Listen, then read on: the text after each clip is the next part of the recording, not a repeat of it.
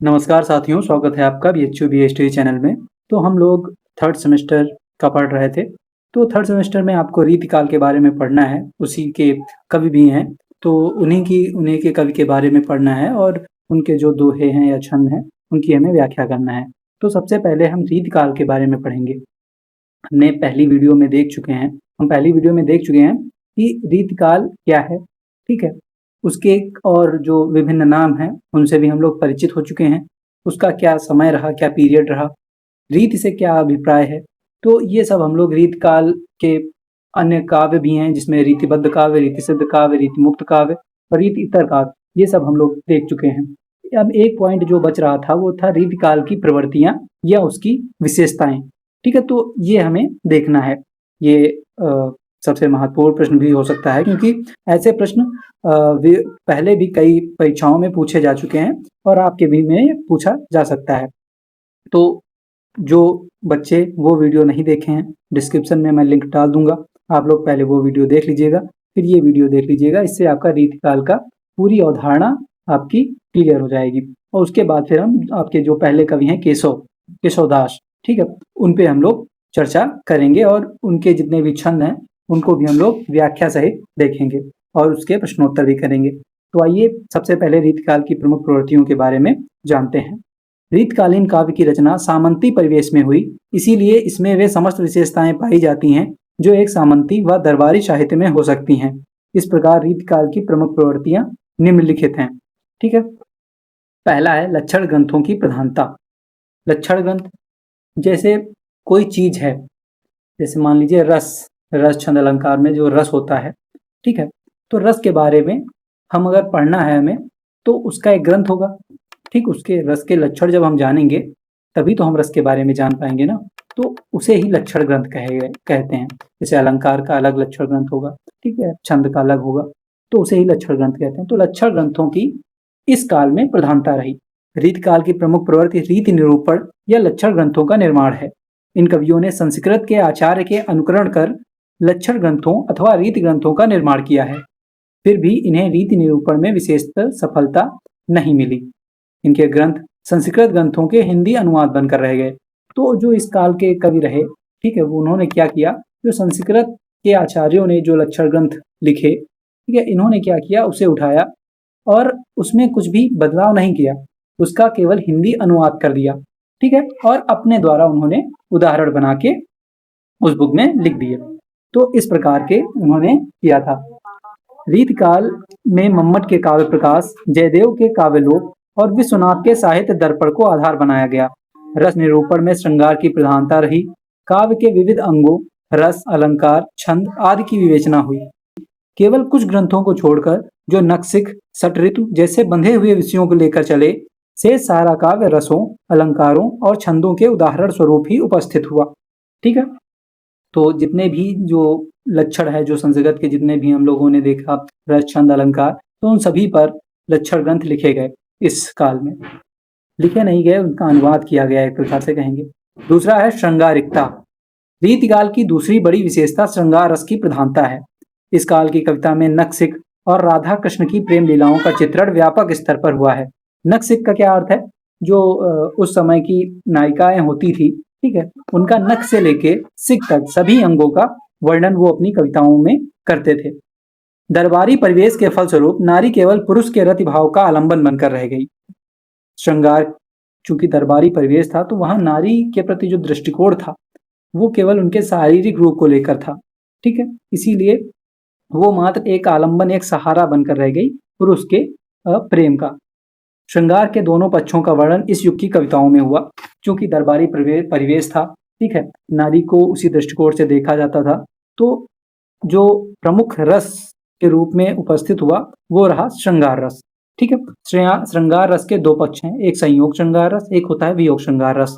तो संयोग चित्रण में कहीं कहीं रति चित्रण की वजह से अश्लीलता भी दिखाई देती है। वहीं वियोग वर्णन में कवि कर्म ऊहात्मक और खिलवाड़ बनकर रह गया। मतलब वियोग में क्या किया इन्होंने कि बहुत बढ़ा चढ़ाकर दिखाना, ठीक है, जिससे बहुत ही फूहड़पन लगने लगा। तो जैसे बिहारी का एक दोहा है, उसमें आप देखिए, वो कहते हैं कि इत आवत चली जात उत, चली छसा तक हाथ, चढ़ी हिंडोरे से रहे, लगी उसासन उसात। तो इसमें कहते हैं कि एक नायिका अपने नायक के विरह में इतना व्याकुल है कि वो सांस लेती है, तो जब वो सांस लेती है तो उसी कारण उच्छ्वास के कारण वो 6-7 हाथ पीछे चली जाती है, ठीक है? और जब छोड़ती है तब वो आगे आ जाती है। तो ऐसे करते हैं कि अ, साँसों के माध्यम से इतनी वो कमज़ोर हो गई है कि साँस लेती है तो आगे और छोड़ती है तो पीछे चली जाती है। तो ऐसा लगता है कि चढ़ी हिंडोरे से रहा लगी उषा संसार, जैसे वो एक हिंडोले पे चढ़ी हुई है कि साँस लेती है तो आगे, साँस छोड़ती है तो पीछे की ओर चली जाती है। तो यहाँ पे इतना इसमें लग रहा है कि इतना बढ़ा-चढ़ा कर कहा गया, अतिशयोक्तिपूर्ण वर्णन किया गया है, इसे कहते हैं। रीतिमुक्त व रीतिबद्ध कवियों के श्रृंगार में बहुत अंतर है। जहाँ रीतिबद्ध कवियों के, अब रीतिमुक्त और रीतिबद्ध कवि क्या हैं, ये मैंने पहली वीडियो में आपको बताया ही था। तो जहाँ रीतिबद्ध कवियों के प्रेम चित्रण में रसिकता व कामुकता दिखाई देती है, वहीं रीतिमुक्त कवियों के प्रेम चित्रण में स्वच्छंदता, उदात्तता व अकृत्रिमता दिखाई देती है। घनानंद रीतिमुक्त कवि हैं, आपको पढ़ना भी है। ये कहते हैं कि अति सूधो स्नेह को मार्ग, जहाँ नेकु सयानप बाक नहीं। वो कहते हैं जो ये प्रेम का मार्ग है वो बहुत ही सीधा है। यहाँ जरा भी चालाकी का कोई भी रास्ता नहीं है कि यहाँ पे आपको नेक सयानप बाक नहीं, यहाँ आपको सयाना होने की आवश्यकता ही नहीं है। तीसरा पॉइंट है आश्रयदाताओं की प्रशंसा। रीतकाल के अधिकांश कवि दरबारी कवि थे, राजाओं के आश्रय में रहते थे, इसलिए इन आश्रयदाताओं का गुणगान करना इनकी मजबूरी भी थी। परिणाम स्वरूप इन कवियों ने अपने आश्रयदाताओं की प्रशंसा अतिशयोक्तिपूर्ण ढंग से किया। भूषण जैसे कुछ कवि अपवाद हैं। रीतिमुक्त कवियों ने आत्म अभिव्यक्ति को अपने काव्य में अभिव्यक्त किया है, ठीक है? तो चूंकि आश्रयदाताओं के छत्र छाया में ये लोग रहते थे, तो उनका गुणगान करना इनका एक प्रकार से दैनिक कार्य था, क्योंकि वो जितना इनका गुणगान करेंगे उतना वो प्रसन्न होंगे और उतना इन्हें असरफियाँ मिलेंगी, मुद्राएं मिलेंगी। चमत्कार प्रदर्शन एवं बहुज्ञता। इस युग के कवियों ने चमत्कार प्रदर्शन के साथ बहुज्ञता का भी प्रदर्शन अपने ग्रंथों में किया।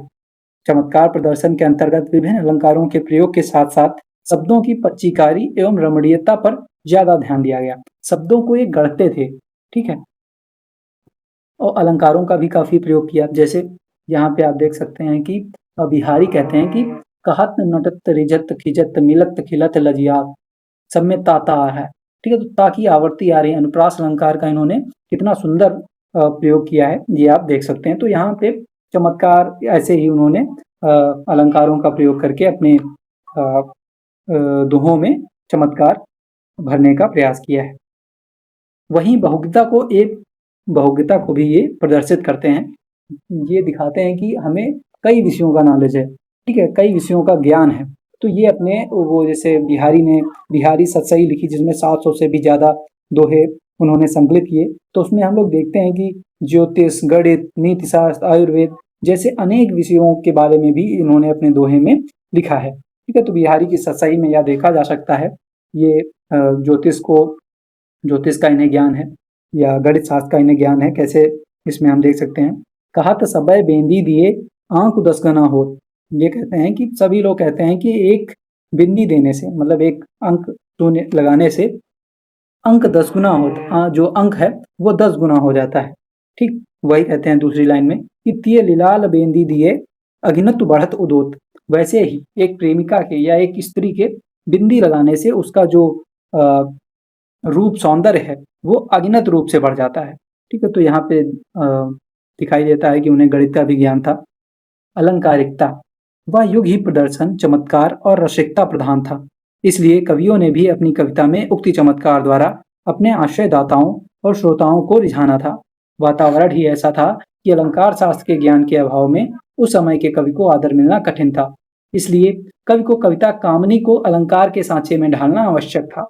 जो कवि जितना अधिक अपनी कविता के माध्यम से राजा को प्रसन्न कर पाता था, उसका उतना ही मान होता था। उस काल में शब्द अलंकारों में यमक, अनुप्रास और श्लेष का प्रयोग कविता में चमत्कार लाने के लिए खूब हुआ।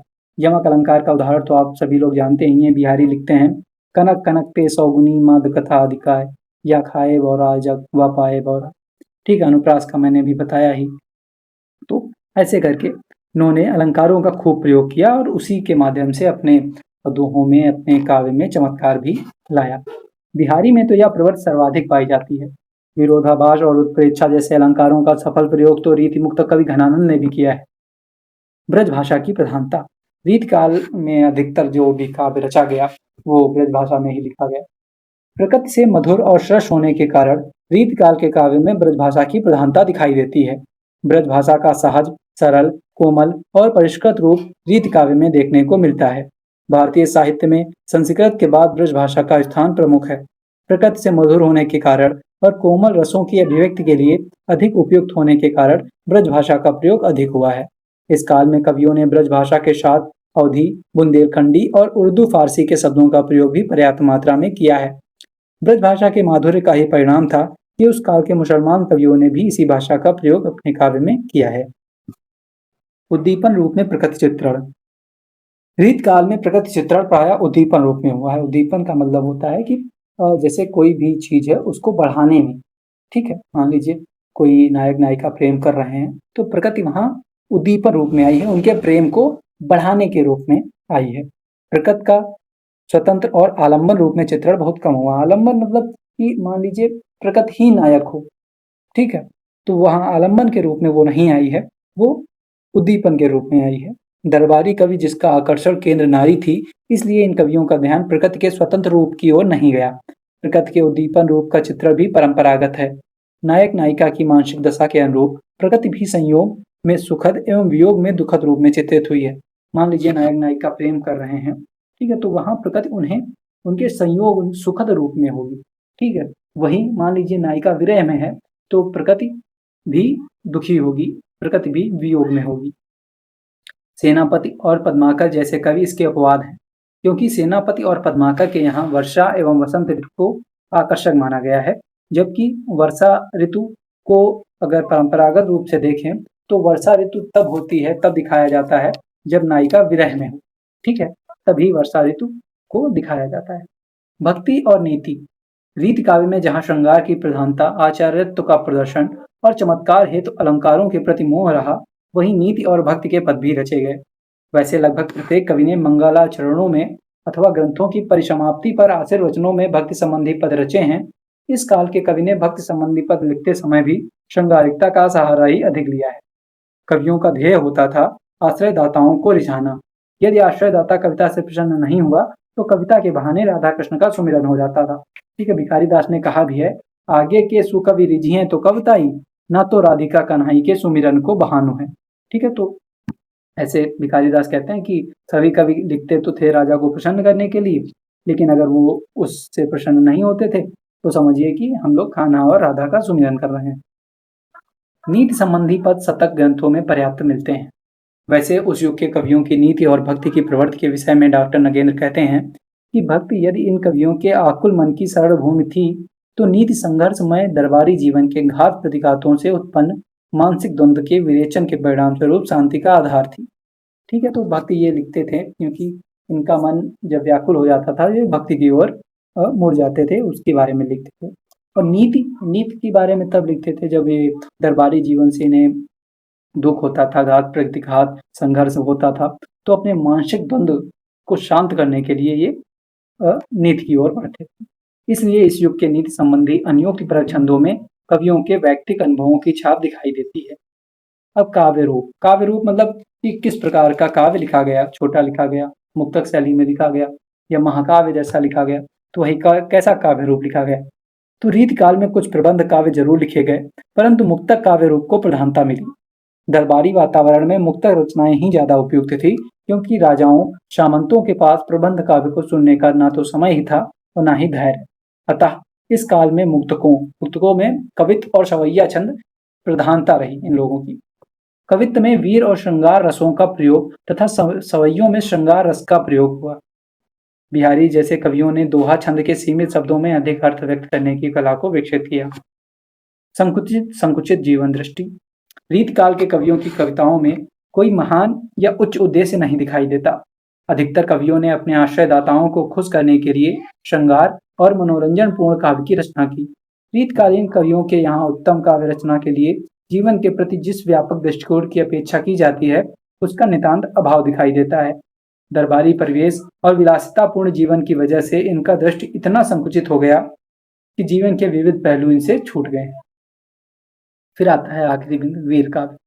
मुसलमान के अत्याचारी शासन के विरुद्ध मराठे, सिख और कुछ रजवाड़े विद्रोह कर उठे। एक हिंदू राष्ट्र की भावना ने इस विद्रोह को प्रस्तुत किया। भूषण, लाल, पद्माकर, सूदन आदि कवियों ने हिंदू वीरों की वीरता प्रशस्तियां लिखी।